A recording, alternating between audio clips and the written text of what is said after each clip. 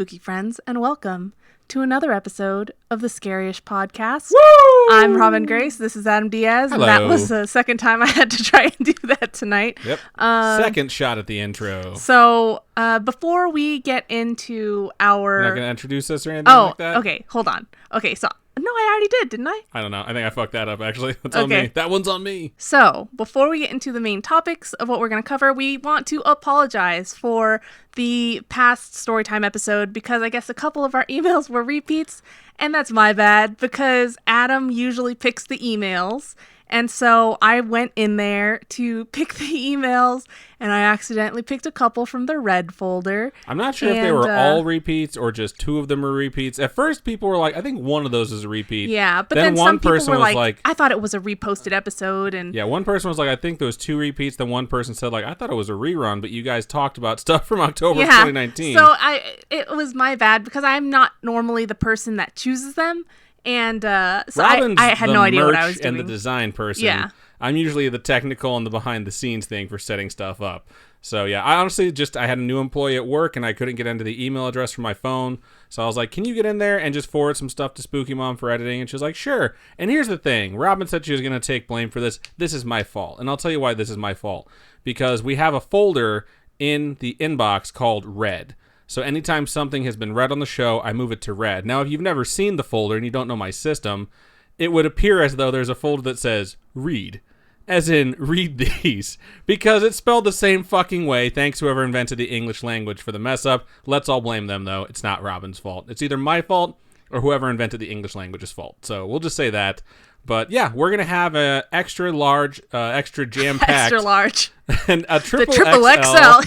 Yeah, high five. You pick triple XL because that's my shirt size sometimes.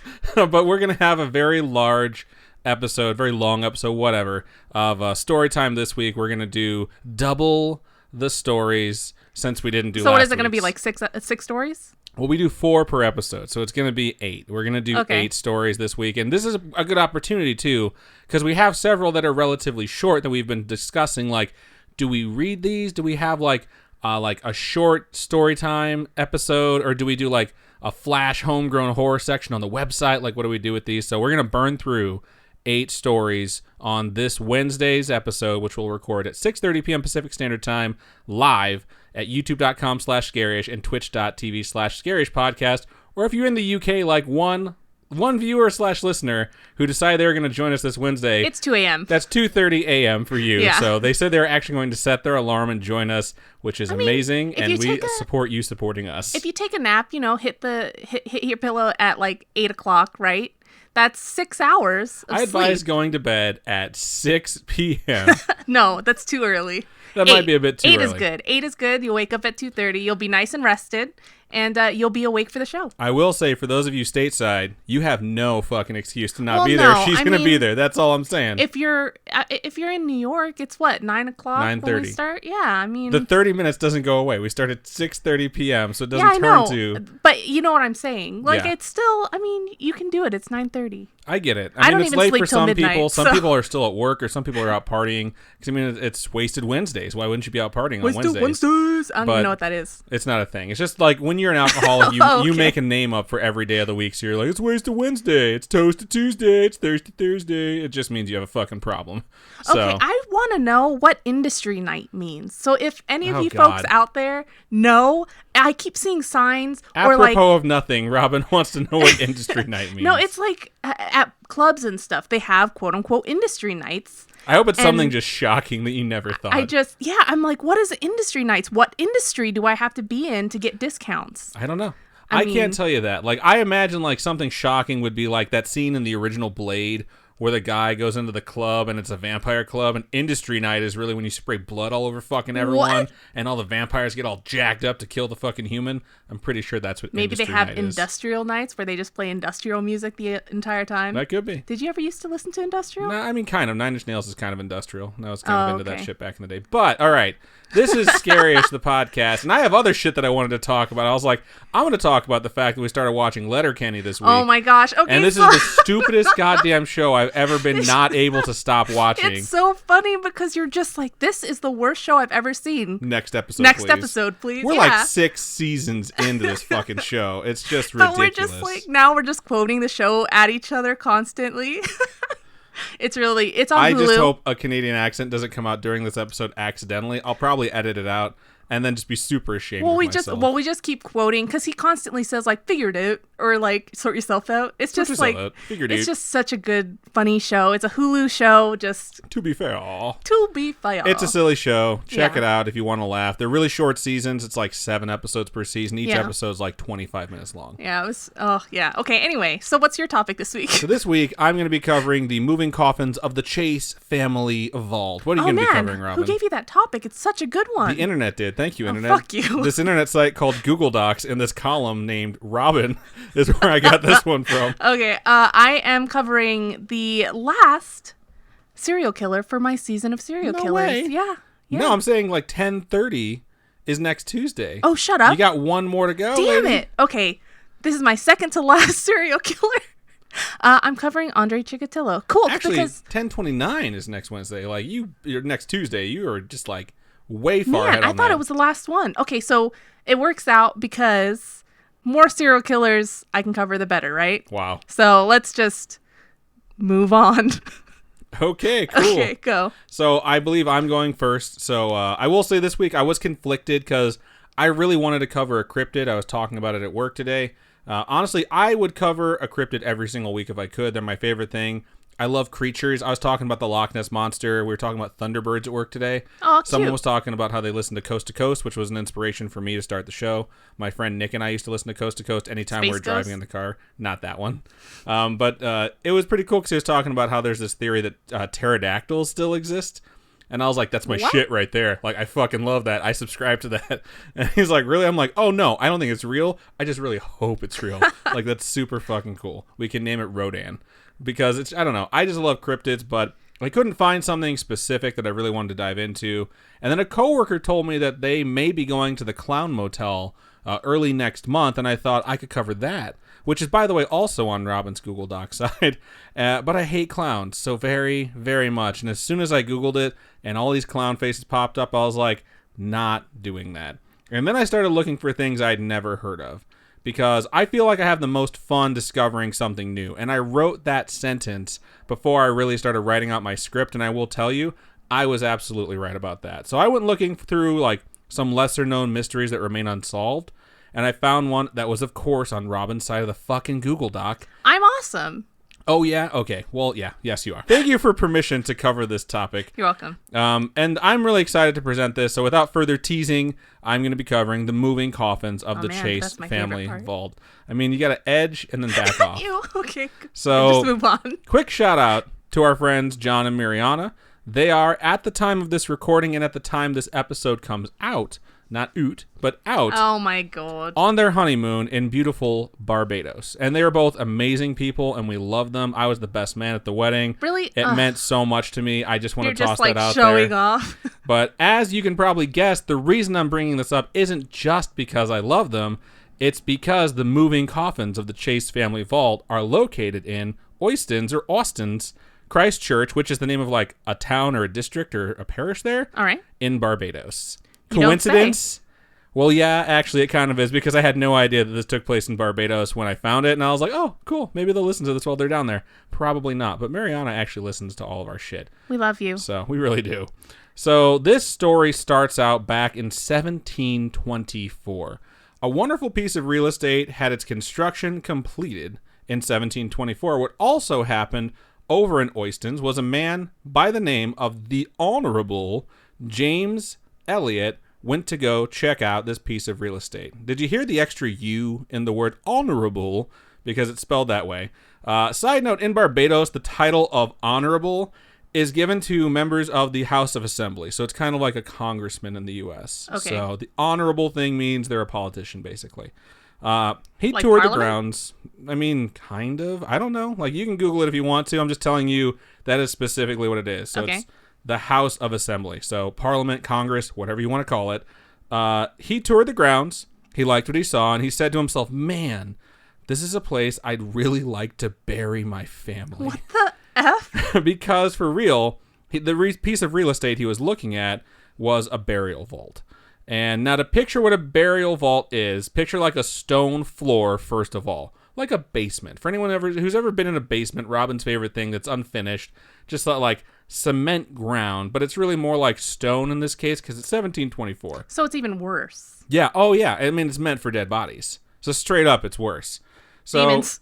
the room is probably around 7 feet by 11 feet. Maybe the dimensions are a little bit different. I've seen some pictures of some folks crouching in there. And that's just a guesstimate. It has like brick walls on the sides. And as they run up, they slowly arch in at about halfway up. And they wind up turning into this arched ceiling. And I'll definitely post some pictures of what this looks like on our Instagram. And I really think the Property Brothers would have done a lot with this space. Which is funny because I wrote that before I was like messing around waiting for Robin to finish her script. And saw that like Jonathan Scott and Zooey Deschanel made it like Instagram official. Oh my God, they're so cute. They're so cute. I just love him. So, gonna keep going. The room itself has a gate at its entrance, like a full door, like hard metal gate. I don't know what other kinds of metal there are. It's not a soft metal gate, so don't get confused. Well, I like mean, that. aluminum. Aluminium. Aluminium is actually a soft metal. Aluminum foil. Aluminum foil. Aluminum cans. Pewter. Is pewter metal? Because I've had pewter figures before that I bent pretty fucking easily, so I'm just saying. I just want to make a pewter joke. Or like a pun. Go ahead. I don't know any. I'm trying to think what you're of saying one. is you can't make a pewter I'm joke. struggling. Okay, good to know.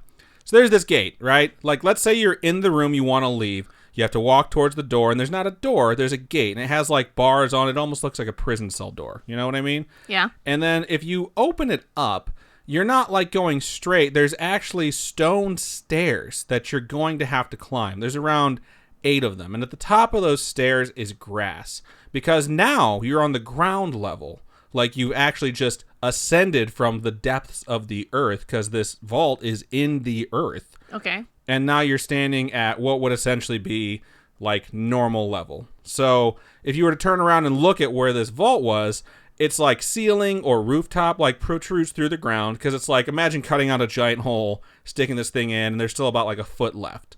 So it has like some outcroppings that are pretty ornate, kind of like a faceplate, so to speak. It almost looks like a family crest on there to let people know like whose vault it is. Okay. And then it has some like pillars that have chains running through them so people can't just walk over, but realistically, like, you can just step over a fucking chain.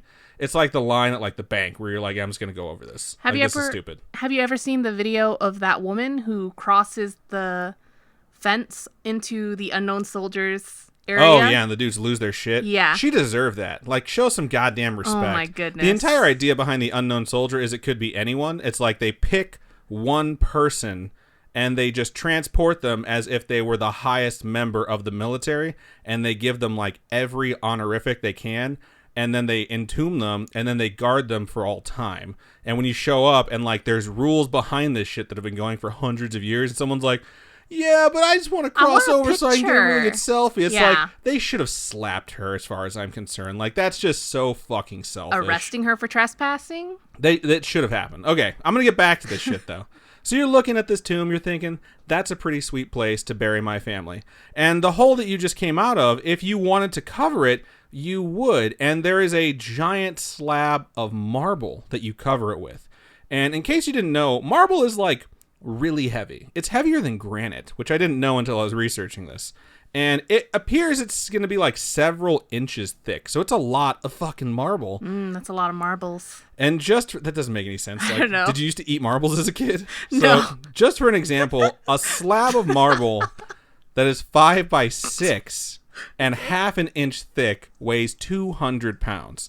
So this looks like it's going to be like a 4 by 8, and it's much, much thicker. So I'm going to say that this marble slab that covers your entrance is probably closer to 500 or 600 pounds. All right. So once you cover it, you're pretty much good to go. The cemetery is probably going to have to help you remove it, or you're going to have to hire someone. But realistically, like, you should be safe down there. But I'm eyeballing it. I'm not 100% sure. It's kind of hard to find dimensions like that.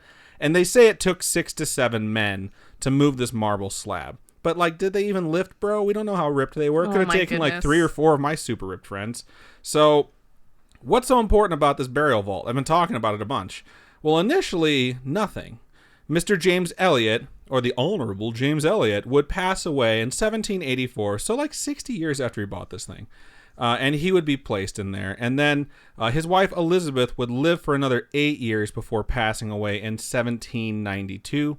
Those burials went about how they should. You open it, you place the coffin inside, and then you seal it, and they can rest there for all eternity. That's how it's supposed to work. Coffin gets carried down, set down on the ground, the pallbearers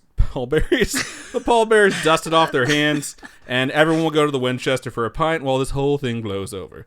So then a wonderful lady, fuck you, then a wonderful lady by the name of Thomasina Goddard, Thomas Thomas Ina, Thomasina, all one word, Goddard, Goddard. She passed away in 1807. Now, her father clearly wanted a boy and was an asshole about it by naming her Thomasina. Side note, sincerest apologies to any of our listeners or viewers out there named Thomasina. So, Thomasina's pallbearers would get her down the stairs, set her down on the concrete floor, dust off their hands, and just as they were about to leave, they noticed something a little odd. Thomasina had the whole place to herself. What? Yeah, James Elliot and his wife Elizabeth were nowhere to be seen. Like, their entire coffins were missing. Well, how do they know? Because it's sealed in there, right? Yeah, it's sealed in there, and now that they're in there, they're no longer there. They carried Thomasina down to place her next to the other two coffins, okay. which are no longer there. Because what I'm imagining is, you know how you have the walls, right, with all the holes? There's no holes.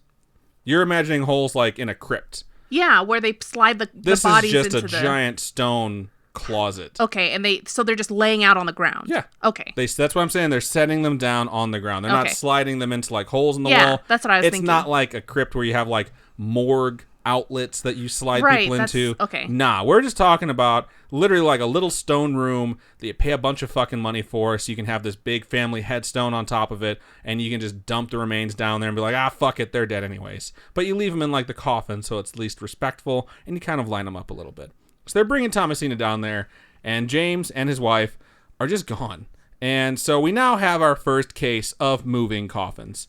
And as an interesting side note, their coffins and their remains would never be found, and no one has any idea to this day what the fuck happened. So it's not so much moving as it is just missing. Well, they're disappearing coffins at this point, but that means that they have moved. So everyone scratched their heads and slowly tiptoed backwards out of the vault, then let the authorities know, hey, some folks that are dead have gone missing. And at this point, the descendant of James Elliot, who owned the vault, was like, well, he's not down there anymore, and neither is Elizabeth, so I'm gonna just sell this thing. And what? He did. He fucking slaps a for sale sign on the side of this vault and waits for someone to come a-calling. What about Thomasina? We're gonna get there. Oh my gosh. And sure enough, a man named the Honorable Thomas Chase sees the for sale sign and is like, yo dog, I'm kind of interested in this vault you got here. And this guy slaps the top of the burial vault and says, this bad boy can fit so many dead family members in it. What the fuck? And Thomas is like fucking jacked. So he's impressed. He's like, I'll take it. And seriously, Thomas Chase would buy the vault in 1807, right after Thomasina was placed in it. And I don't know if he took like a tour of the grounds first, or they just agreed upon this in their terms. But Thomas Chase, being the guy he is, decided to let Thomasina stay. Which is funny, I say that because I'm going to tell you the exact kind of guy Thomas is in a little bit. So it's probably because of her name, though. The guy's name is Thomas, and Thomasina is the person who's in the vault. So he's probably like, I like the cut of her jib. Did you just fucking say Ferda? Yeah. Stop it. Don't you fucking do that. I don't want any of that slang coming from that show on here. So, all joking aside, Thomas Chase was unfortunate enough to need the space that he had purchased pretty quickly, because on February 22nd, 1808, about half a year after he purchased the family vault, his 2-year-old daughter named Mary Ann Maria would pass away. Now, there is some discrepancy on what these folks are going to be named, but I've done a lot of research from a lot of different sources, and most of it is just a retelling of the story, and there's no official records of this, so the names I'm going to give you might not exactly match up, but for the most part, I'm very confident that they're pretty accurate because they're retold in books multiple times over. That doesn't mean that they're accurate. Sometimes people print bullshit, but I'm going to give you the best thing that I can. So Mary was 2 years old. she passes away. And honestly, it's so sad to learn about stuff like that when doing research. But I did feel a little bit happy that Thomasina was down there to keep her company. Like, he let Thomasina stay, and now she's going to be down there for his 2-year-old daughter. And it wouldn't take long before the Chase family needed to visit the burial vault again. Because 4 years later, in 1812, Dorcas, and I think I'm saying her name right, it's Dorcas. I listened to a bunch of pronunciations for it. The sister of Mary Ann Maria and the last surviving daughter of Thomas Chase would also pass away. Wow. So now his 2 daughters are gone. It's a rough time to be alive. So I searched for a cause of death for these kids, but it's really hard to find records like I stated, and it's also incredibly morbid, so there's only so much digging I'm really going to do. Right. I couldn't find anything on Mary's death, but I found plenty on Dorcas. So a lot of rumor, and it's not confirmed, state that she starved herself to death. Aww, and the so reason, sad. I mean, the first thing that I think of when I hear that is like, why? And when I did a little bit more poking around, again, it's speculation because there's no reference to like anything solid, but the rumor is that Thomas had been severely abusive to her. Ugh. So when they opened the vault to lay Dorcas to rest, Mary's coffin was found upside down and in the opposite corner than they had originally placed her. So Thomasina's coffin had not moved, and there were no signs that someone had entered the vault. They investigated it, and they found it upsetting and bizarre, but they were like, it doesn't look like anyone broke in here. So they put her coffin back to where it needed to be next to Thomasina, and then they placed Dorcas's coffin next to hers. So both of their daughters were there along with Thomasina.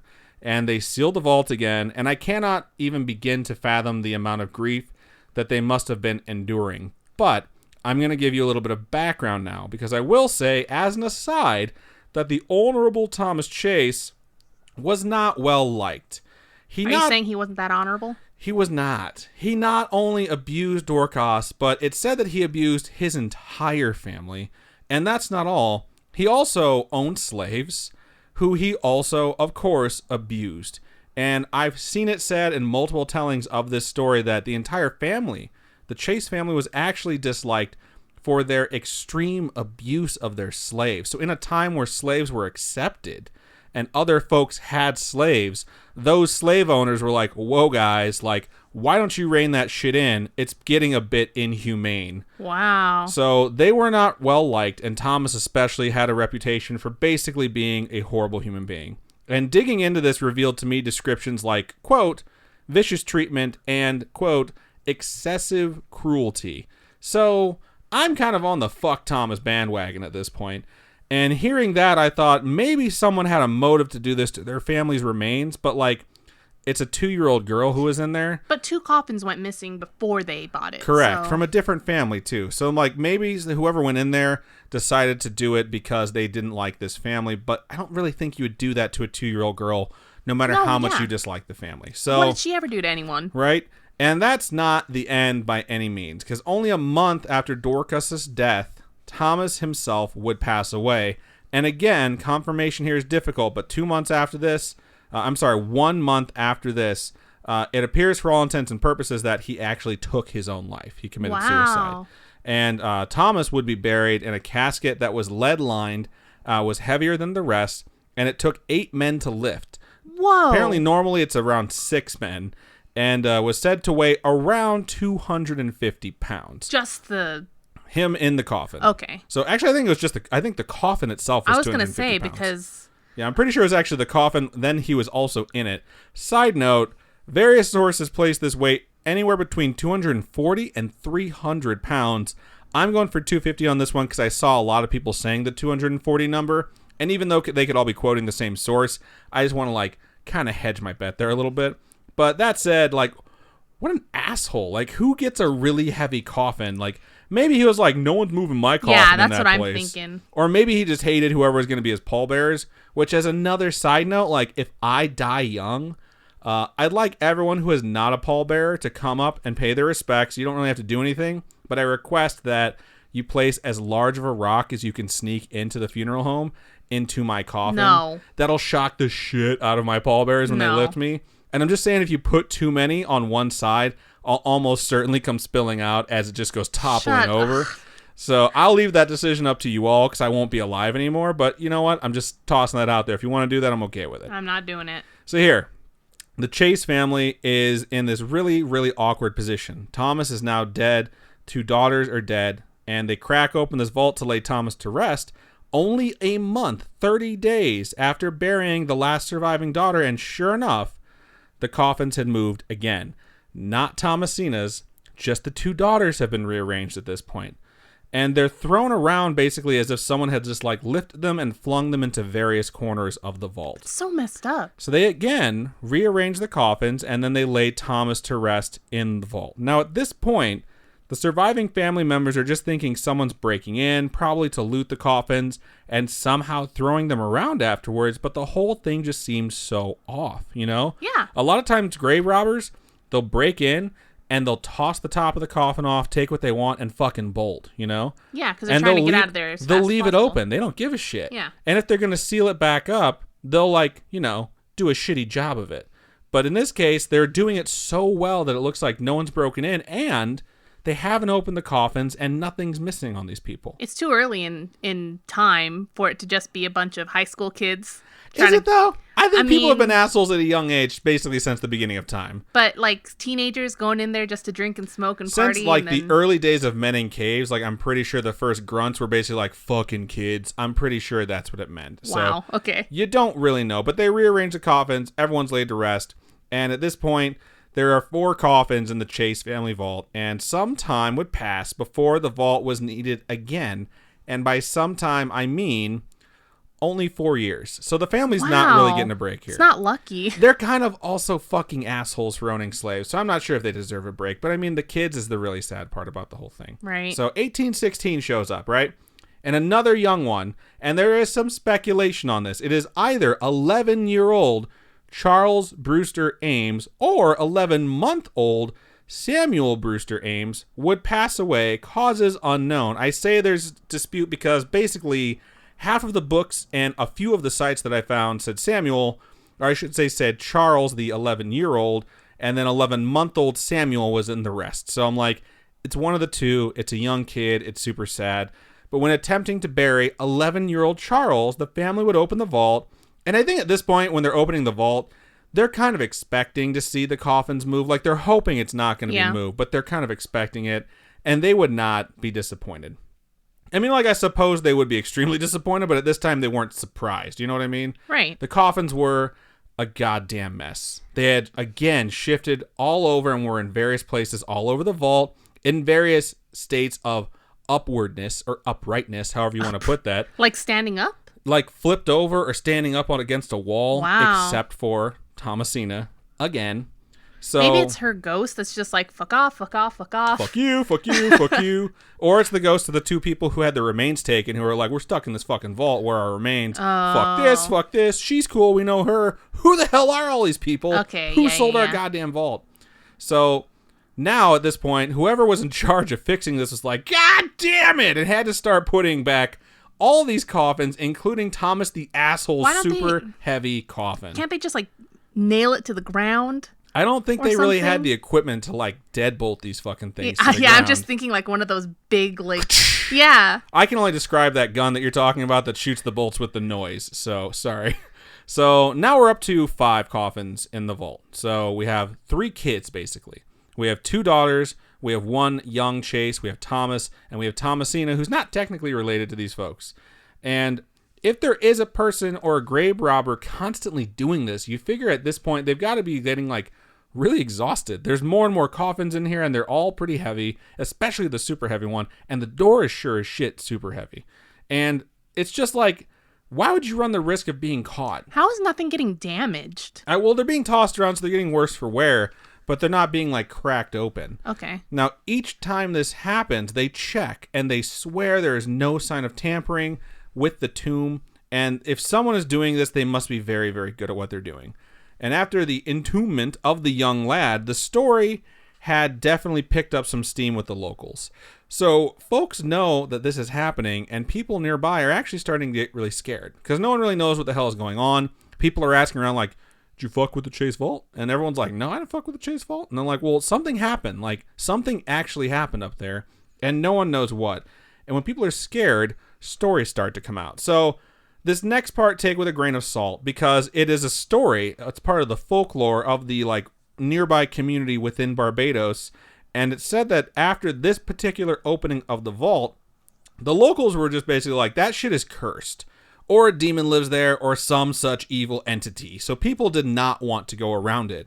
And this tall tale tells that, I didn't mean for that much alliteration to come out, but that a lady was riding by the area on her horse, and she began to hear wailing and moaning coming from the direction of the Chase family vault. And it sounded like it was something evil. And when she rode past it, she was like, I'm not stopping. Hell no, not stopping. But her horse was affected by those noises. Like, when you think of a horse being affected, you usually think of it like shaking its head and neighing and then trying to throw its rider. But in this case, her horse began to foam at the mouth and become extremely aggressive and violent. And I just imagine it kicking and all that shit that horses do when they're pissed off. And it tried to buck her, but she held on to that sumbitch for dear life and rode out the tantrum. So you're saying, and eventually got her horse away as it calmed down. And that is how rodeo I was founded. Say, dang it. I'm glad you didn't get to ruin another joke of mine. Side note, not really. That was a joke. A couple of days later, according to the story, some other horses nearby started losing their shit in the same way, foaming at the mouth, getting incredibly violent. Although they did not recover, they became, quote, insane, violent, and then they eventually ran into the nearby bay where they drowned. What? So people are like, there's something wrong with the vault. Apparently there's nothing wrong with the horses. They're just blaming the vault for all this behavior. But people are actually really freaked out, and people are starting to talk about the fact that every time this vault gets opened, and by the way, it's only this vault.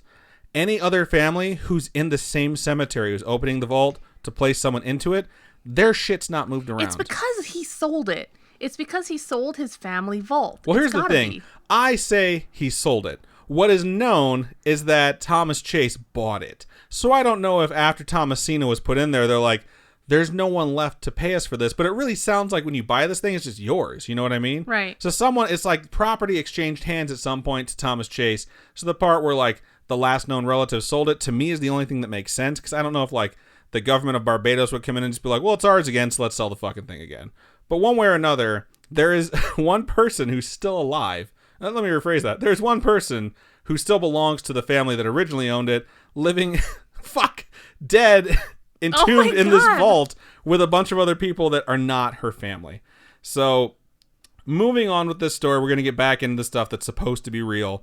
So, that would not be the last body they put into the vault. In fact, the next body would go in 2 months later. What? Samuel Brewster, regardless of whether or not the other Samuel Brewster was the child, Samuel Brewster, the adult version, would die. Cause of death, not confirmed, but it's stated that he died during a slave rebellion. Side note, there is a very famous slave rebellion called Boosa's Slave Rebellion of 1816, which is the year that this guy was supposed to have died. So that's where he died in. And it took place on April 14th to April 16th. So he most likely did die during this. And at this point, everyone's like, it's only been 2 months. Please tell me that these coffins... Nope, they're fucking moved again. They get in there, and of course, they all have moved except for Thomasina's, and they're pissed. And they were scattered all over the vault, and they had to be rearranged. And at this point, the vault is getting a bit full, so it's like a super heavy version of Tetris. Every time they're trying to just put one of their family members to rest and take them into this damn thing. So there are now 6 coffins in this vault. And I just picture the rest of the Chase family sitting in this big-ass house, because they're apparently rich, all sitting in, the same room, and there's just, one of them, fucking chain-smoking cigs with, super wide eyes, because they've had to deal with this shit for, the last 7 years of these fucking coffins continuously moving. There's, looking around at the family I know it's one of you, isn't it? And then they're, thinking to themselves, I wonder who's going to be next. Because, they haven't had the best of luck since they got this vault. But the next death would not come for a while. And when I say a while, I mean 3 years. Because they're just not lucky. So 1819. This is the next and the last to pass and be placed in the Chase family vault. And it was someone by the name of Thomasina Clark. I shit you not, a second lady named Thomasina. What are the odds? This just must be Maybe it's a Barbados thing. It's got to be a Barbados thing. So... And I guess at some point, someone decided that there was only enough room for one Thomasina allowed in this vault, because all the stuff that's about to happen, there's like drawings and recreations of like the movement of these things. And Thomasina, the original, has been moved out, and Thomasina Clark has been put in. And I found it very interesting that at some point they're like, take the one that's never been disturbed in the entire time it's been there, and let's just get her out of there. It's like, yeah, go ahead and disturb her now, since her eternal rest she was the only person who was actually resting in that fucking place. So they take her out. They put Thomasina Clark in. And as they're going in there, of course, they get their coffin, they head to the cemetery, they open the vault, and these coffins, these stupid fucking coffins, are scattered all over the damn place again, except Thomasina. So maybe that's why they moved her out, because they were just really bitter. But they rearrange the things, they get everyone situated, and they start to close the thing up. But this time they're like, you know what? Screw this. So they bring in the authorities, not just like a few helping hands to like search and see if like anything's been tampered with. They bring in like the big guns, like the authorities on the entire island, and they search the vault. They search the grounds, the whole nine. They look for like secret passages and means of access to the vault that's not through the marble door. And they're like, they find nothing. And everyone's baffled. And the incidents are so well known at this point. A man named Lord Combermere. And I think I'm saying that right. So he's not even honorable. He's like a lord. Well, the reason he's named Lord Combermere is because he's the fucking governor of Barbados. What? He just shows up and he's like, I want to get involved. And this dude showed up and he was like, get it set up how you want. And so the family did. And then they investigated the whole damn thing to make sure it's structurally sound. There's no other ways in. There's no like stones that can be moved from underneath it. And he's like, it's good. So now that they're done with that, he decides that he's going to have sand placed all over the floor of the tomb, because if anyone's getting in, there's going to be footprints. There's going to be evidence that these things have been moved, and they're going to try and figure it out from that. And that's pretty fucking smart. And then they put the marble slab back into place, and Lord Combermere is like, not done yet. He looks at one of his dudes and he's like, yo, go get me some cement. We're sealing this bitch up. So they put the door in place. They cover it with cement. They like entomb the tomb. And like after that, Tombception. Just to make sure that no one will fuck with this, he takes his signet ring, the signet ring of the governor of Barbados, and he places it in the wet cement, which is basically like a not so humble back the fuck off message to anyone who might be wanting to get in. And he tells everyone there, all right, we come back here in 8 months. Side note, this is all supposed to be true. This is like the legend that they tell down in Barbados. 8 months pass. The governor, some other officials, like way more than were there the first time, the family shows up, and a bunch of fucking onlookers. Because at this point, everyone wants to know what's going to happen. And they get there. The cement is totally smooth. It's untouched. No one has cracked into the vault. And they are confident that no one has entered that vault. So they're like, okay, break the cement and let's get that marble door out there. So they go through it and they lift up the marble slab and everyone's holding their breath. Now, normally, before, they'd have to walk down those 8 stairs I was telling you about and peek into this really dark tomb. In this case, as soon as they take the marble slab off, they're like, huh, that's weird. They're wondering if the coffins have moved. Well, there's one laying upright against the entrance to the vault. Shut the front door. And of course... No, that's so scary! That's so scary! It's Thomas the Assholes. And they said it was placed against the door as if someone inside was trying to bar the door from being opened. Not trying to get out, trying to make sure no one got in. Shut the front door. So the governor's like, get the fuck down there and get that coffin off the door. So his guys go down there and they move the coffin off the door.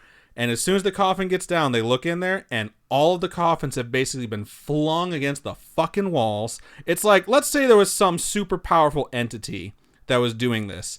When this shit popped off, he was like, all right, let's go big this time. And just fucked these things up. Like, they threw it around Little Mary, the first of the chases to be entombed here. Her coffin was apparently thrown against the wall with enough force to damage its corner and crack the coffin itself. Oh my god. And the sand on the floor of the vault, despite the mess that surrounded the vault, remained completely, seemingly untouched. Flat, no marks, no scuffs, no footprints. They could sweep it all up on their way out. They could. Like, make it all nice and even and nice and smooth. So after this, because of how bizarre the entire thing is, and they know no one got in, and yet this still happened, and the sand is perfect, the governor passes a royal decree of, fuck this shit, and orders all of the coffins to be taken out of the vault and buried individually. And they left the vault unsealed and open. They abandoned it, and it remains in that state to this day. There will be pictures of this as it remains today on our Instagram. Does it look messy?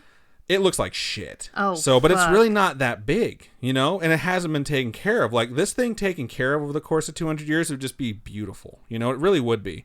But it really hasn't been touched because I really think that people don't want to go anywhere near it. And the most popular theory about what happened, and I'm sure most of you have kind of had this thought, or some of you have had this thought, is, well, the damn thing is flooding. No one's getting in there. The water's seeping into the vault, and it must be floating the coffins. If it's flooding quickly... But why didn't Thomasina move? Well, that's the thing. No one knows that. And there's theories abound about whether or not these particular coffins can float, but they don't know where they are anymore. No one knows where they're buried. So no one can test it and be like, well, would this coffin float? We kind of know that they're lead lined and they're super fucking heavy, but if they were sealed, would they float? And Thomasina's was supposedly made of wood, and last I checked, wood floats. Yeah. But maybe it's like really shitty coffin with like a bunch of cracks in it, or maybe she was heavy enough to weigh it down. But like if it's big enough for an adult woman, you imagine that the wood would float. I mean, like at the end of Moby Dick, Queequeg's coffin is what saves what's-his-face. So because... Have you never fucking read Moby Dick? No. Don't even fucking challenge me on this then. But I'm pointing out that wood floats, man. I mean, it just does. But... I mean, I've watched Titanic. I hate you. Yeah, there's enough room on that fucking door for two. Okay. Let's not even get into that shit. So I was reading up on it today, and the prop that they used... Yeah, I was reading up on it today. The prop that they used for the movie, yes, they could both been on it. In reality, the piece that you can go to a museum to actually see... It's not a true story, bro. The story of Titanic is about a boat that sinks. That's as true as it gets. Yes, I know, but the board that so the board that they use that Rose lays on is based off of a piece that they found that survived the wreckage. Oh, they just fucked up the dimensions because they're stupid. Yeah, so the actual piece that they found, you can actually go to the museum and look at. All I'm saying is James Cameron should have fixed that shit. He should have been like, prop guy, there's some continuity errors in this because Rose just looks like a selfish bitch right now. Did you I'll never let go. Cracking of fingers as she lets go. That fucking movie. Yeah, anyway, okay. It's funny because it's the second time I talked about Titanic today, too, because I was going on a fucking rant Shut before I up. did my script. You didn't read it. About Star Wars Episode 1 and how the megalomaniac that is George Lucas was so obsessed with how successful Titanic was and was so goddamn jealous about it. Anyways, that's for a different podcast. Getting back to this. I don't want to watch that movie again. The theory is that the coffins floated, okay? Now, we're going to look at this a little bit. The climate down there in Barbados is classified as tropical, which means it rains a lot. It rains half of the days of the year. They said that even on the month that's the driest month, they get mostly rain. Wow. That's just how it is in a tropical climate, which is funny being in Las Vegas where it rains 3 or 4 times a year, basically. But it rains a lot, so it could flood. And I also found some stuff regarding the land, the actual like geological makeup of the land underneath this cemetery, and it's really good for rapid draining as well. Which is super interesting, because it's like, yeah, it could flood, and then it could drain super quick, and it would explain why even after a month, the coffins had moved.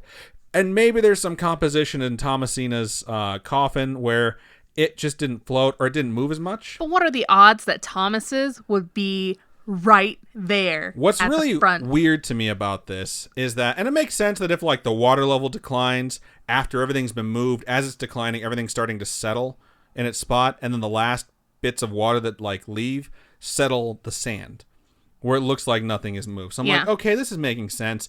And I'm reading a lot of websites that are skeptical because I find the best facts there. But I said this time and time again when I'm researching something and I'm trying to be skeptical about it, is that a lot of times details get left out so you can be like, solved. And they're basically like, yeah, the coffins floated. You people are fucking idiots. It was obviously flooding and the coffins floated. Except that they all start the story at 1807, when the Chase family buys the vault.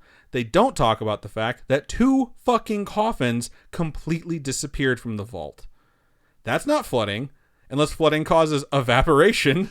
Like, they just disappeared. So maybe it's a combination of a bunch of things. But when you don't account for all the variables, your equation of logic is simply an equation of bullshit. And I don't appreciate it. And I totally understand the theory that flooding could cause coffins to move.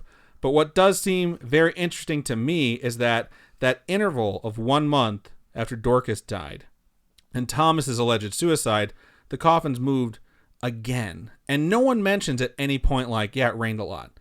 Like there was enough rain where it should have flooded or it could have flooded. And it's not happening to any of the other vaults. Right.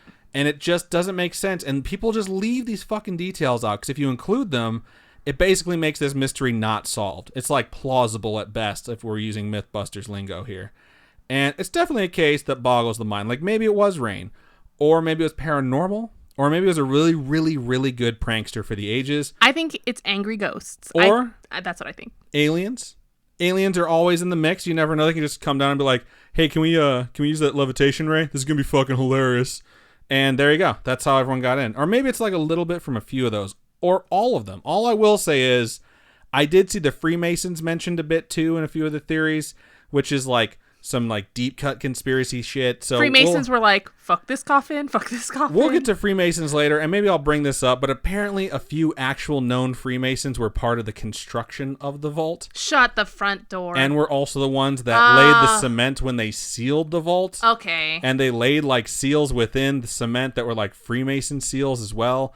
But it's all speculation. There's no fucking pictures and no one really knows. That would be sweet. Freemasons are a fascinating topic that we will cover eventually. Oh, man. But it's like in depth. You have to go over. It's like, a lot of research. There's a lot of them that we're like kind of holding off on. Like episode 100's coming up. Who knows what we're going to do for that one? What episode is this? This is episode 98. We got two more. Oh, shit. Okay. So what?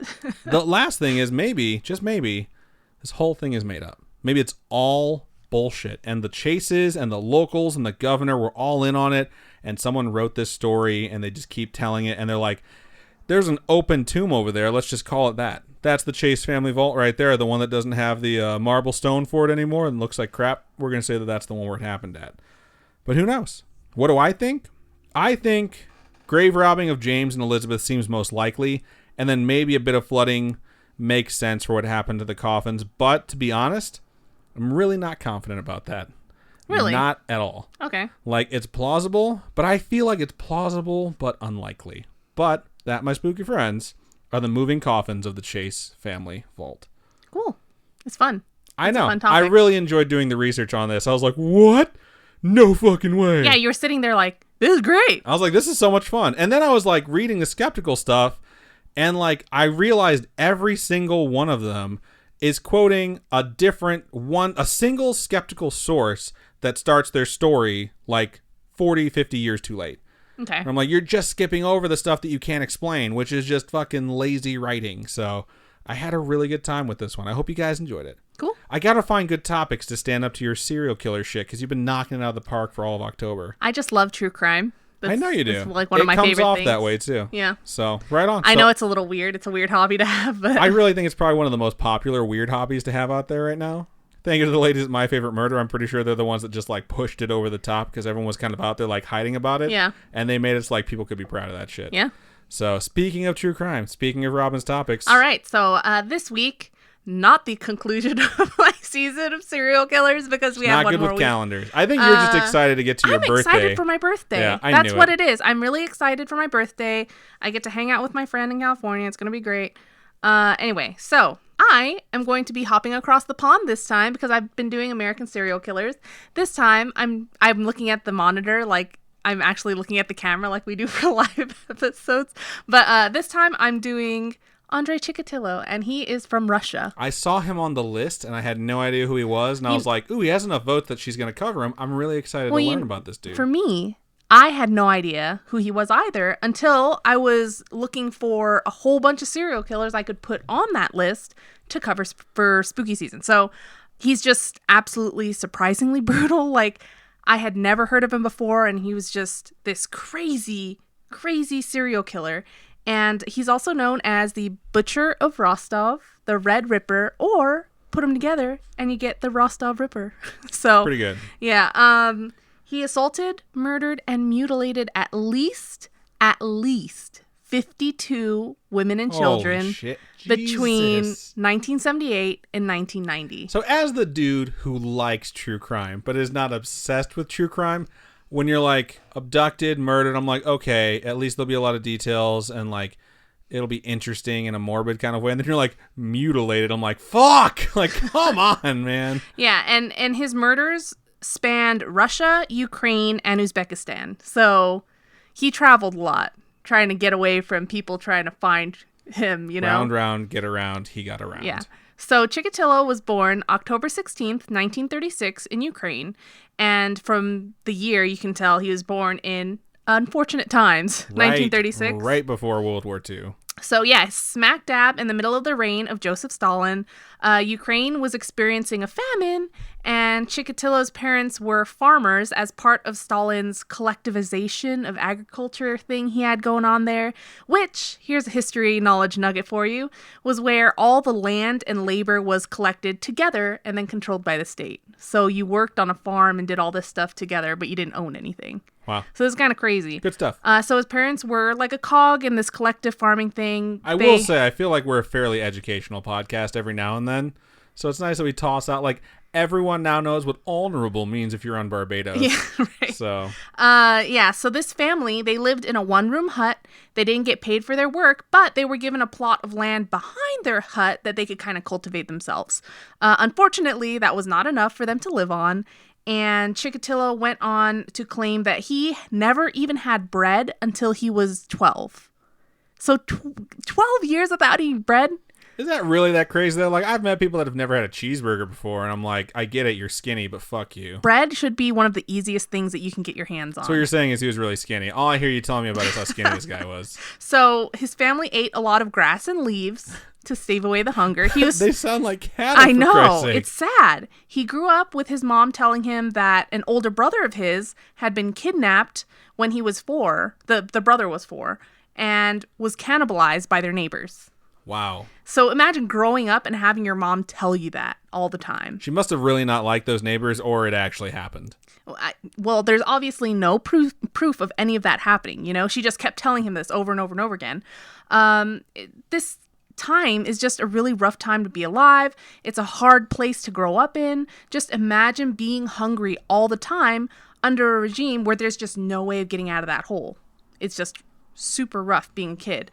And then during World War II, his father joins the Red Army and then ends up becoming a POW, which is a prisoner of war, which, okay, apparently if you get captured, then your record is like tarnished. You're a shitty soldier. That's like, fucking horseshit. Yeah, that's stupid. It was just him and his mother at that point because his dad was out at war. They lived through the horrible consequences of all this war stuff going on. Everyone was understandably under a lot of stress and misery. They didn't know if they were going to be alive for another day. Like, all these Nazi soldiers were coming in. Chikatilo, unfortunately for him, was a chronic bedwetter growing up and was totally beaten by his mom every single time it happened. Isn't bedwetting like one of the 10 signs of a serial killer? Let me get to that. So, I realized that I have never covered what signs of potential serial killers. I'm so excited because I just realized I don't know any of the other signs except for like animal mutilation. Well, so the FBI has a pretty in-depth article about serial murder if you guys want to check it out. So I went to the FBI like website and did all that As stuff. an aside, I'm just saying, like, our search history has to ping off the I FBI database so fucking much. They're probably like, what is wrong with these two fucking weirdos? They're looking up conspiracy theories and serial killer, like, top 10 lists. I sometimes, because I've ended up on the FBI website more than once, and I just feel like they register every single person who gets a hit on their webpage, you know? Anyway, so if you guys want to check it out. I should cover my fucking webcam right now. Like, sorry, guys, please don't watch me. So, if you guys want to read it, it's a really hunky read. It's huge. Hunky? Yeah, it's huge. According to the article, it really is a collection of influences that create situations like, say, your brain processes, right? All these different things that are coming at you. We all develop in different ways. And by developing, we create our own coping mechanisms with things that happen to us. So abuse in childhood, substance abuse, head injuries are a thing that are definitely documented that may lead to violent behavior. There's no single identifier, but there are things that you can look out for. So things like torturing small animals, bedwetting, and isolation are a couple of things that you can look out for. It doesn't necessarily mean they're going to become a serial killer. It's just something that investigators and things like that have recorded to be very common in serial killers. I will say, too, it's like I had an abnormal psychology class in college. I think a lot of people did. And my professor was like, so most people actually don't take this class for fun. They take this class because they think something's wrong with them and they either don't want to go to therapy or can't afford it. Really? Yeah. And he just flat, like our first day was like, I'm just going to fucking lay this out for you idiots. And he just goes like, you're going to learn about a lot of disorders in this class. And I want you to know that like, unless there is dysfunction involved, that doesn't mean that you have it. So he's like kind of trying to warn everyone in abnormal psych, like just because these symptoms like are there doesn't necessarily mean that you have this disorder. And just because these red flags or the stuff from the DSM exist does not mean that you're a psychopath. You know what I mean? Yeah. So it's just like this where it's like just because these three things are commonly found doesn't mean that someone who tortures small animals, has bedwetting and isolation is going to be a serial killer. If you're torturing small animals, you fucked up. Oh yeah, that's like, just I'm torturing sorry. Small animals is a weird one. Like I've had the piss dream before. I think everyone's had the piss dream before. You're like, you think you're in the bathroom, you start going, then all of a sudden you realize your crotch is warm. You're like, oh, I've pissed the bed. That doesn't mean you're a serial killer. That's all I'm saying. Okay, so this guy had a rough upbringing. He had a rough upbringing. He was a chronic bedwetter. He experienced so much violence, being beaten for things that he can't control. And it kind of comes together in a really mean way. Around the time he was 7, his mother gave birth to his sister, Tatiana, or half-sister, because his dad's off at war, so it's obviously someone else. It's thought that she actually might have been the result of his mother having been raped by a German soldier. So it may have happened in front of Chikatilo, too, because it was a one-room hut type thing. But it's not confirmed, so you don't really know. But it was definitely his half-sister. They're not, like, 100%. So the whatever. mom is definitely connecting the two children. Got you. In school, he was shy, studious, but he was also weak because, you know, he's a freaking starving child.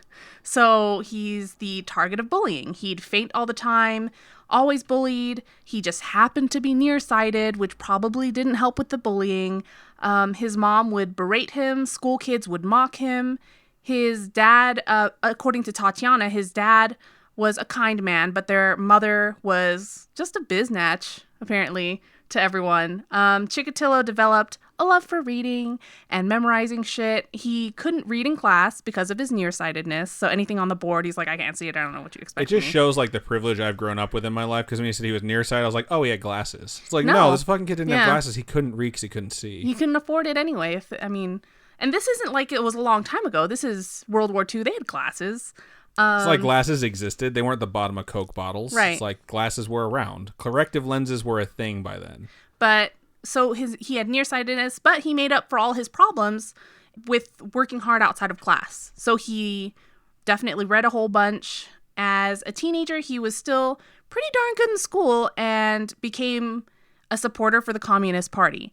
And it's odd when I read stuff like that because to someone like me who's from America, I'd be like, that's a weird thing to be a good thing. But it's like when the kids were joining the Hitler Youth in that time as well. It's just something that they're expected to do. Chikatilo became an organizer for the party. Like he'd organize parades and stuff like that in high school. And when he graduated high school, he graduated with top marks. So he was like top of the class in 1954. And then when he hit puberty, it was all about the impotence, which is another big thing that triggers that sucks. Violence. Yeah. So I have heard a lot about all these different serial killers. I've read about a whole bunch of different killers and stuff like that. And impotence seems to be a thing that troubles a lot of people. And it made him hate himself and keep himself away from women. So he was just an absolute nervous wreck around women because it's something that he is very self-conscious about, right? When he was 17, he jumped on an 11-year-old friend of his sister's and wrestled her to the ground. And when he did this and she was fighting him, he found his release. He jizzed in his pants. While she was struggling, right?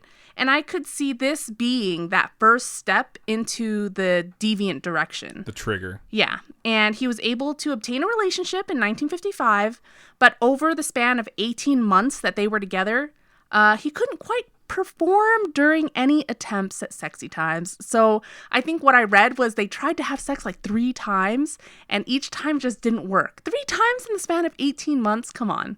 That's rough. So they obviously broke up because of that. Chikatilo didn't make it into university despite fairly good grades that he got. So he worked as a laborer before enrolling in a vocational school to become a communications technician. And he completed his training, went on to work on a long-term construction project. So it's not like he was so shy and sheltered that he couldn't go out and do things. And during this time, he also began to take classes in engineering. He worked in the Urals for 2 years until he was drafted into the army in 1957. He did his stint in the army, joined the Communist Party in 1960, and then after his service, he went back home to live with his parents. He met a young woman when he went back home who was like a divorcee or a divorcee? I think you can say both of them. Okay. Well, she was divorced, and he attempted a relationship with her, but his impotence again caused a lot of issues, and she went around asking people in their neighborhood how she could get him to perform. So this obviously caused problems. It's like, now everyone knows my shit. Right. Everyone knows that I'm broken. But, I mean, technically he's not broken. He's it's not just like, broken. His dick's just not working. Yeah, it's just people are different, okay? And so he was shamed. Everyone was talking about him behind his back. He even stated that he tried to hang himself because of it. Oh, my God. And so he ended up moving away. He was like, I'm running away from home. This is stupid. I don't want to be around any of these people. So he moved to Russia, where he got a job as a communications engineer in 1961. And his sister Tatiana graduated and moved in with him soon after. She lived with him for 6 months before she got married and moved in with her in-laws. So she's quick. She's like, moved out of the house, moving in with my brother. 6 months later, I'm married. I'm out. Bye. Tatiana had nothing bad to say about her brother's living habits or lifestyle. So the entire time she lived with him, she was like, he was just normal. He didn't do anything weird or anything. Chikatilo himself got married in 1963, so 2 years after he moved to Russia, and he married Feodosia Odnacheva. Pretty good. I was looking at that name over there, and I was like, God damn, how's she going to do this? So his sister introduced them. Aww. So his sister introduced them. They got married, though they had a fairly non-existent sex life. I was going to feel like it was going to be one of those asexual relationships. Well, they had a non-existent sex life. They were able to conceive, though, by unorthodox means. Like, I don't want to talk about it. It's gross. But, so you know. I know. You just don't want to poison the rest of us with that knowledge. Because you don't want to know the exact... I don't think very often I speak for our listeners. In fact, I think I'm kooky and silly and stupid, and most of the time people are like, Adam, shut the fuck up. But I will say, very curious here how they're able to conceive. It's like... Give it to us in the plainest, calmest version. Since we're going to get to mutilation at some point, I think. Just let us know how this guy who had dead dick syndrome was able to father a child. Dead dick syndrome? What the fuck is that? DDS. Oh my, shut up. The dental degree? Oh, that's what it means. No, okay, so what he would do is he'd jizz in his hand and then use the hand as the depositing apparatus. That's not that crazy. But it's gross. I mean, okay, it's not gross. I'm sure other people do it, whatever. But it was unorthodox.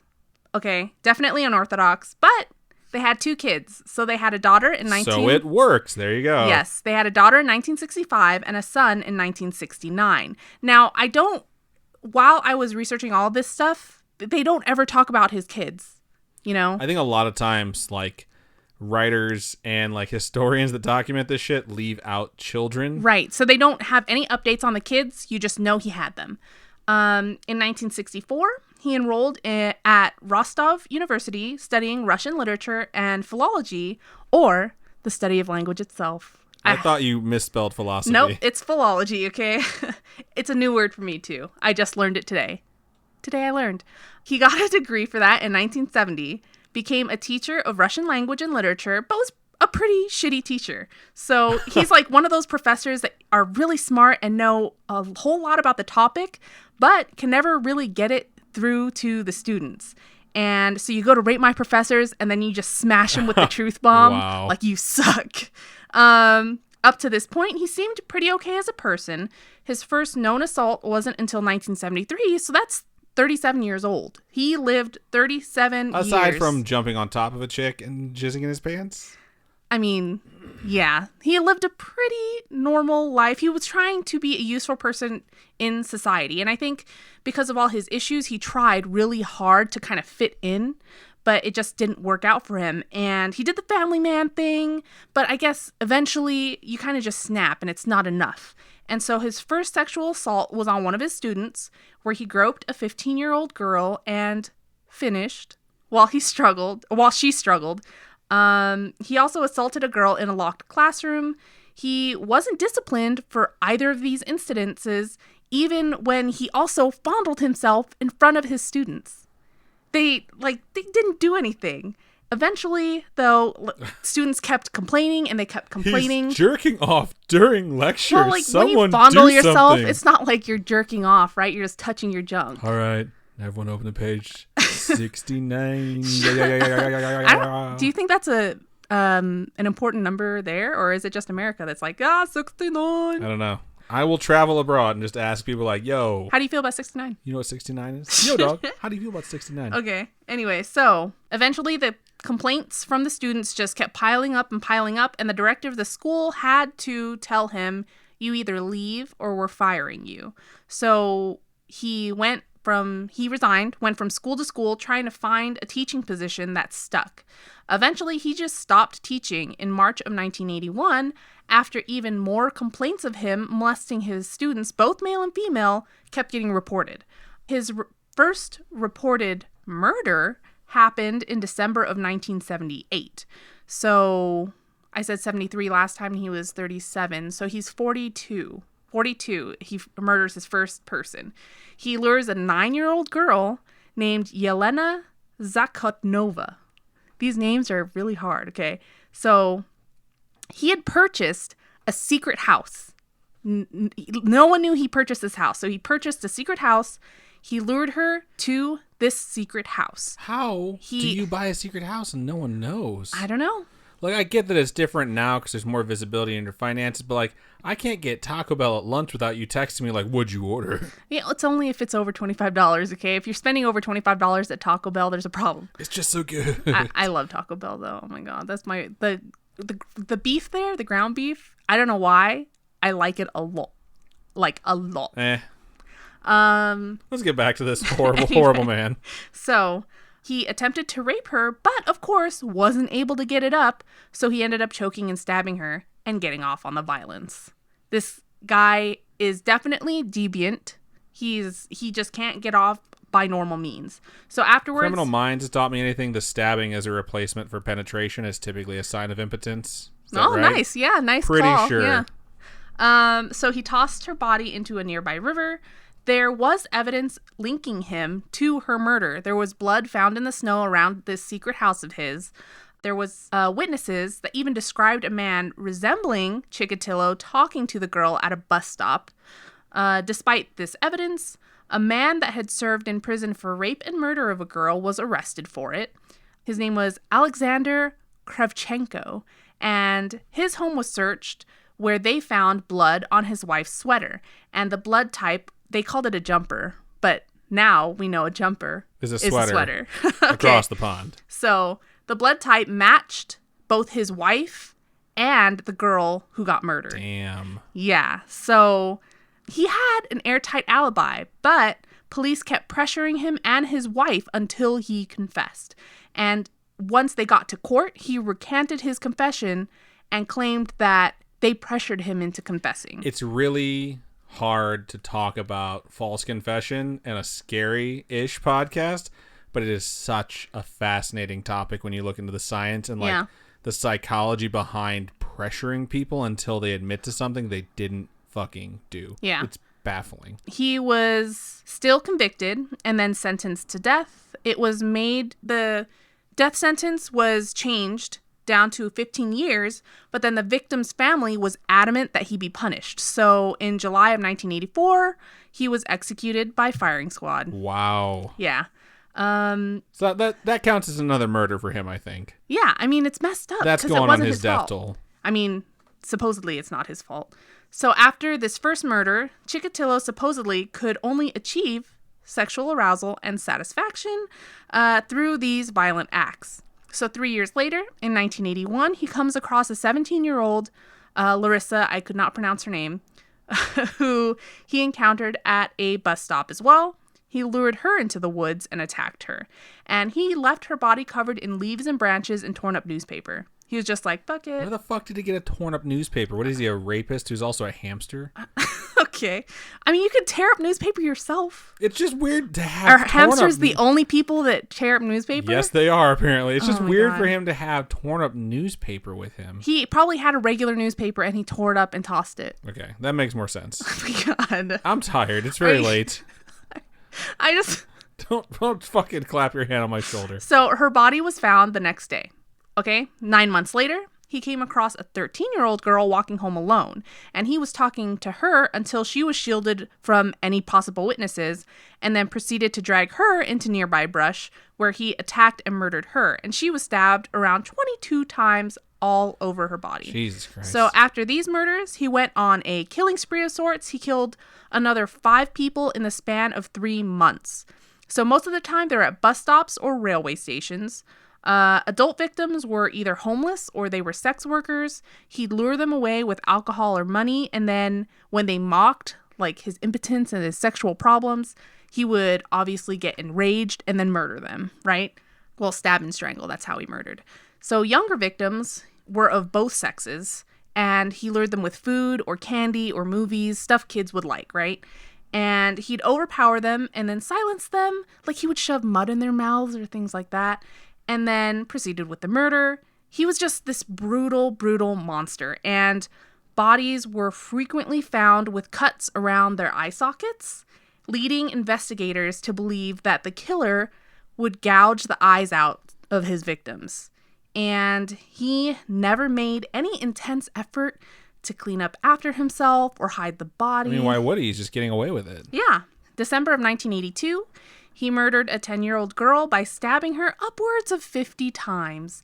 And he totally mutilated her. And it is not easy to stab someone, let alone do it 50 times. Like, my arm gets tired lifting a 5-pound weight 10 times. You know what I mean? Imagine, yeah. It's just, I'm a weak-ass bitch, but that's rough. That's insane.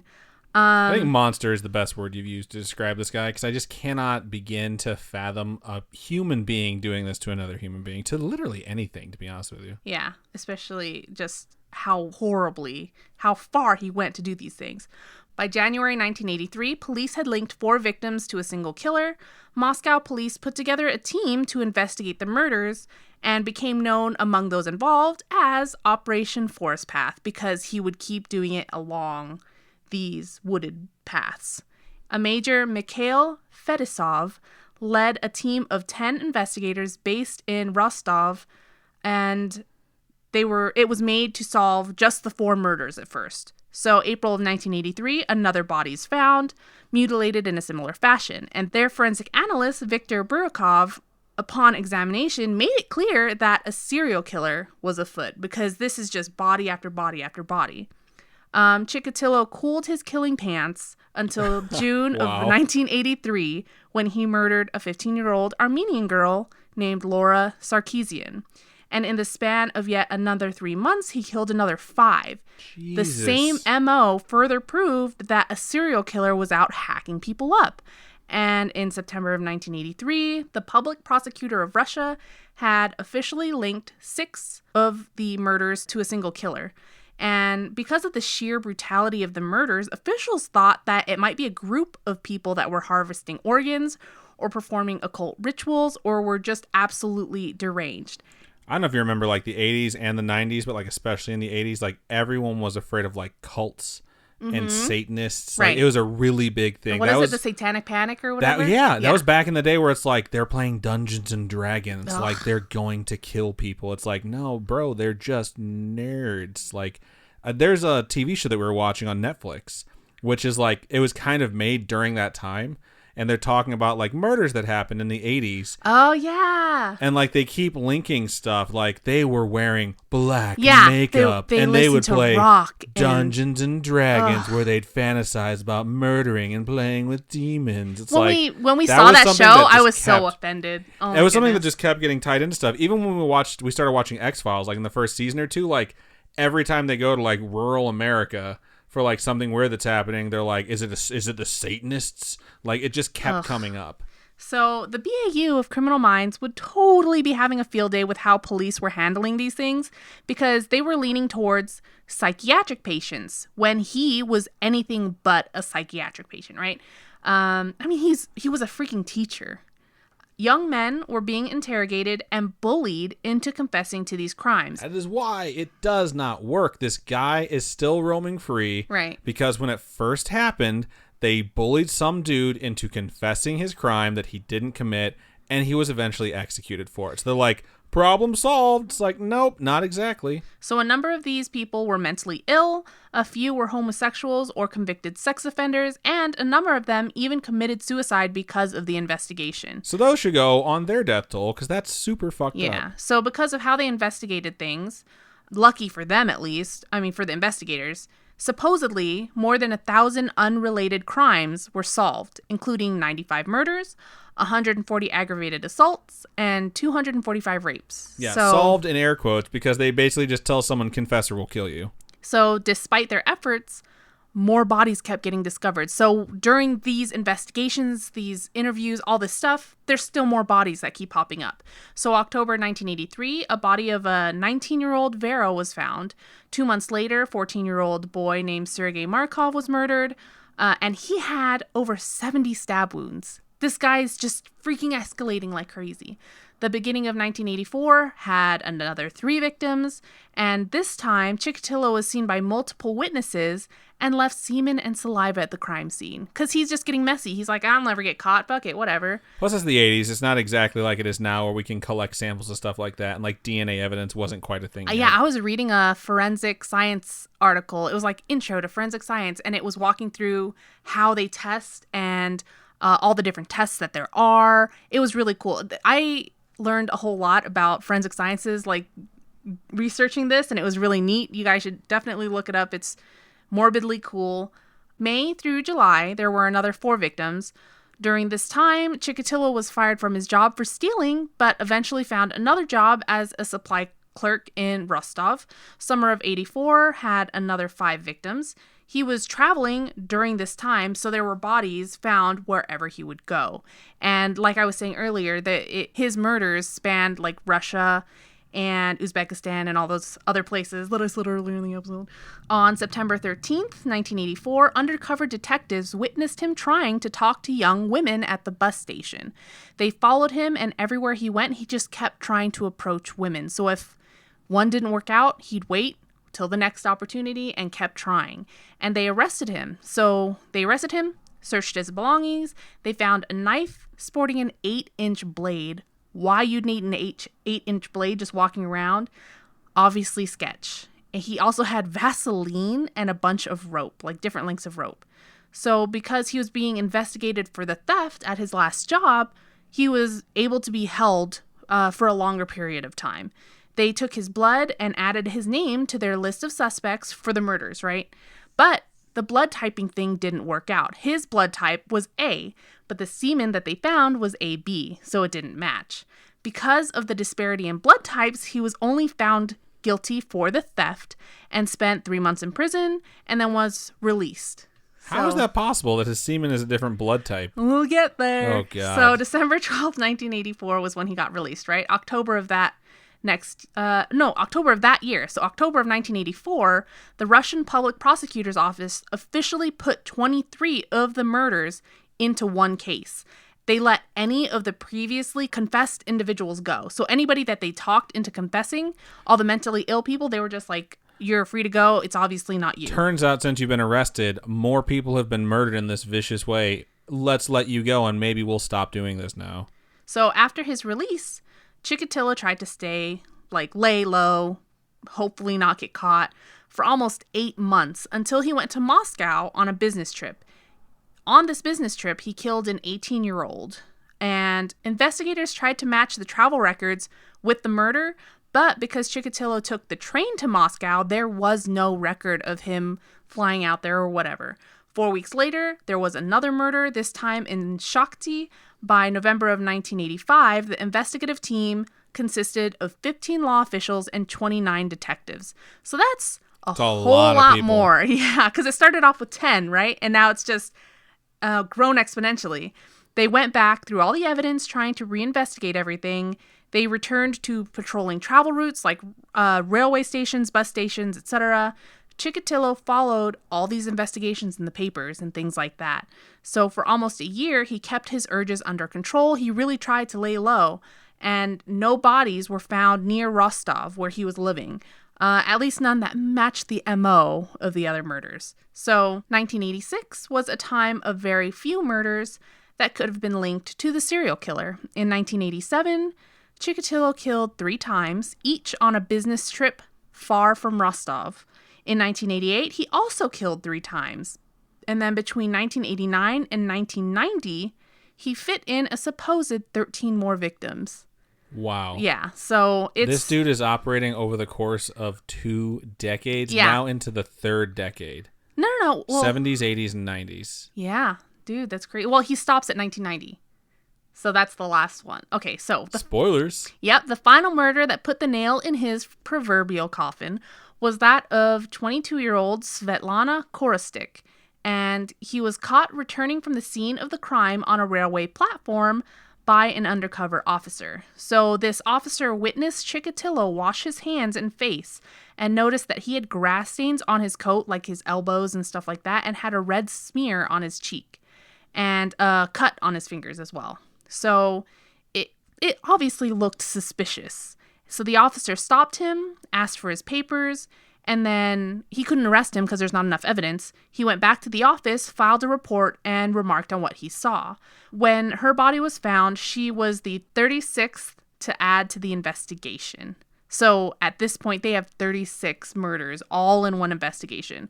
Thankfully, Chikatilo's name was among the suspect list already because of his questioning in 1984, and then a list that was distributed in 1987. So after checking all of Chikatilo's past employment and all the places that he'd traveled to, going back to his teaching days and his molesty times, police kept him under surveillance on November 14th, and they just witnessed him trying to start conversations with numerous individuals. So he kept just trying to get people to talk to him so that he could lure them away, you know?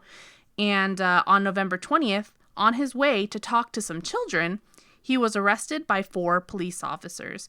And they found a wound on his hand thought to be a bite mark, and his fingernail had been bitten off. Wow. Yeah. He was in possession of a knife and rope. More of his blood was taken, and he was incarcerated. So here is the whole crazy thing with Chikatilo. So all the semen that they tested in the murders were all AB, right? His blood was type A. And all this evidence pointed to him being the murderer, except for that. So they got a semen sample straight from the source, and his sauce was AB.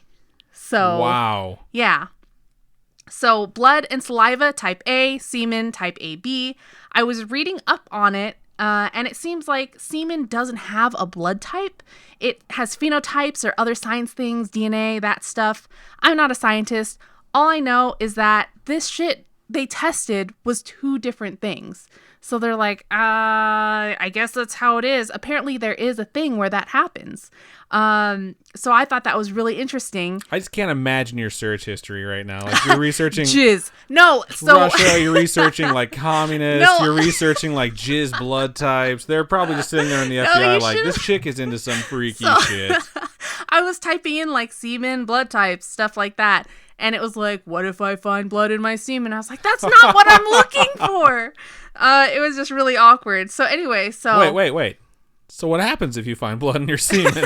I didn't want to look. Anyway, it's probably not a good thing. At first, he confessed only to the early molestations, but eventually did confess to the murders. He gave full descriptions of each murder consistent with the evidence that they had. On November 30th, 1990, I was alive in 1990. That's crazy. I was too. So November 30th, 1990, he was charged with 34 murders that he had confessed to. And then over the following days, he confessed to another 22 outside the current investigation. So either these bodies were not found or other people were convicted for those murders. He provided details on those additional murders as well. In 1991, he was found fit to stand trial and was brought to trial in Rostov in April 14th, 1992, and was charged with 53 counts of murder and 5 additional counts of sexual assault on minors. And he was found guilty of 52 of the 53, and guilty of all the sexual assaults. He was sentenced to death for each offense. And they don't play in Russia, apparently. I was going to say, they're going to kill him 52 times? Yeah. So when he heard the verdict, Chikatilo kicked his bench across his cell and went kind of cray-cray. But when given the opportunity to speak, the judge was like, well, do you want to say anything for yourself? He just sat there silent.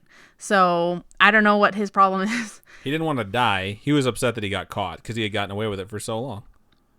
Any appeals were rejected.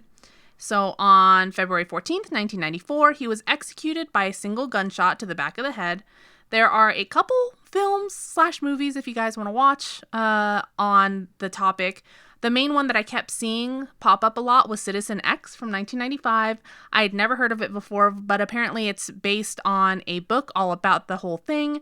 It has a high score on Rotten Tomatoes. It has like an 80-something or something like that on Rotten Tomatoes.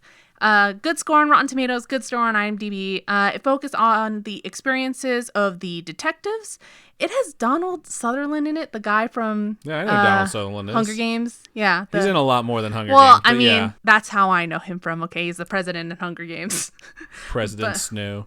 He's actually exactly how I pictured President Snow. So Really? when he was cast as that, I was like, fucking perfect. So yeah, that's the quick and dirty rundown of the Russian Ripper, Andrei Chikatilo. I don't know if it was quick, but it was certainly dirty. So this dude was a horrific fucking monster. Yeah, he was horrible, absolutely horrible, total monster. I cannot believe he got away with it for so long, but he did. He finally got caught though. Those poor people that got murdered because they couldn't catch him fast enough. But it's like, I don't know. We'll eventually get into the idea behind forced confessions and kind of cover that because it is something that is scary. Because like I can't imagine being like taken in for a crime, not knowing what the hell I was being accused of. Then someone accused me of something horrific. And then they just constantly try and convince you to confess to something. Yeah. Once they realize you're not the guy and they don't have evidence unless you confess. There was a TV show, well, not a TV show. There's a Netflix show that came out recently where a girl got assaulted and she went to tell the police. And then the police kept asking her, like, are you sure? Are you sure? They convinced her to say she was lying. Yeah.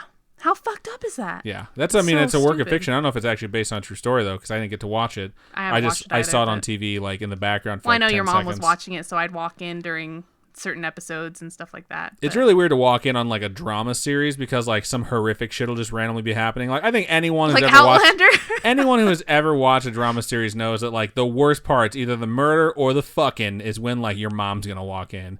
And you have to explain to her, like, I swear to God, it's not porn. Okay, there was one time I was watching G4. Remember G4 when it was on TV? Yeah, it was a gaming network. I think most people remember it. And most people that are our age, at least, not younger, they're probably like, G4, what the fuck is that? Attack of the Show, like all that stuff. Anyway, so I was watching G4, and they were talking to the creators of Sims. And my mom just happened to walk in on a segment where the Sims are boning in the bed. And you just see these Sims doing the Sim thing. And my mom's like, what the fuck are you watching? And I'm just like, why did you walk in at this exact moment where it's so awkward? And I was probably like 12. And it was just so weird. And I don't know. It happens a lot, okay? It does happen. I remember I walked in on my brother watching Boogie Nights, which is a movie about the porn industry with Mark Wahlberg. And I didn't know he was watching Boogie Nights until I later watched Boogie Nights because I just walk in, it's just fucking. And I'm like, oh, God damn it. I didn't need to have this happen to me this young. But yeah, I just walked in on him watching a movie. And I can just imagine him being like, son of a bitch. Anyway, yeah. So thank you so much for joining us for this episode. It's been real. It's been fun. It's been real fun. I hate it when you do that. But yeah, so we're going to have Homegrown Horrors coming out on Wednesday, but they release an episode podcast form on Friday. So feel free to stop by and watch us record it live on Wednesday, 6:30 p.m. Pacific Standard Time at youtube.com/scarish. Twitch.tv/scarishpodcast. And you know what? If you have a story you'd like to share with us, whether it's homegrown horror, which is typically about like paranormal, spooky, spiritual, coincidental, fun stuff, you can. And if you have something that's a brush with true crime or any information like regarding something that maybe one of your relatives or friends has gone through, because we've had people tell us about like almost being abducted or encounters with actual killers that their parents have had and stuff like that, feel free to send that stuff in as well. You can email storytime@scarish.com. We'd be happy to read your story on the air. And if you just want to send it to us because you just want to be like, hey, this happened to me, I don't want to feel crazy, I just need to tell someone about it, you can feel free to send those too. We get a lot of those as well. So shout out to anyone who has sent in a story before. Shout out to anyone who has listened to us. We appreciate all of you. If you want to hit us up on any of our social medias, you can go to facebook.com/scarishpodcast. Instagram is @scarishpodcast, and Twitter is @scarishpod. Just say hi, join us, follow us, send us a message if you'd like, whatever you want to do. And you can also go to our website, scarish.com, and click on Contact Us. You can reach out to us that way. And we have our stores on there as well. It has all of our merch if you want to check that out. Needs to get updated, but... It does a little bit, but it has a lot of stuff. So go ahead and check that stuff out. But I don't really think there's a whole lot else except for the folks that want to give us some money. Robin, go ahead and let them know how they can do that. If you folks head on over to patreon.com/scarishpodcast, those are monthly donations. Tiers start... I can't tell if you're talking like Delilah or a 900 number that kids jerk off to. Ew. No. Okay. Tiers start at $1 bill, y'all. And you can check out all the different tiers. We do have merch tiers too. I design everything myself generally. Sometimes I will bring in guest artists, stuff like that. Check it out. We do a lot of stuff. We're going to try and post more stuff. I've been trying to come up with new things to post. Sometimes we get really busy. But if you go to ko-fi.com/scarishpodcast, those are one-time donations, and those have helped us order a new computer. The computer has been ordered. Yeah, so thank you. It's on its way. It's going to get here. Everyone knock on wood right now and hope with me that all the parts arrive and they work. Nothing is dead on arrival, and I can assemble it, and hopefully we can start doing some really, really fun stuff soon, in addition to what we are already doing. I'm very, very excited. Thank you to everybody who donated, everyone on Patreon. We really could not have done it without you. It helps us upgrade our studio setup, the quality of our streams, things like that, and helps us create more content. So, absolutely. Thank you so much, everyone. Yeah, I think that's just about everything we have for you. Sign us out. Thank you for listening to episode 98. Keep on creeping on, and we'll see you later this week.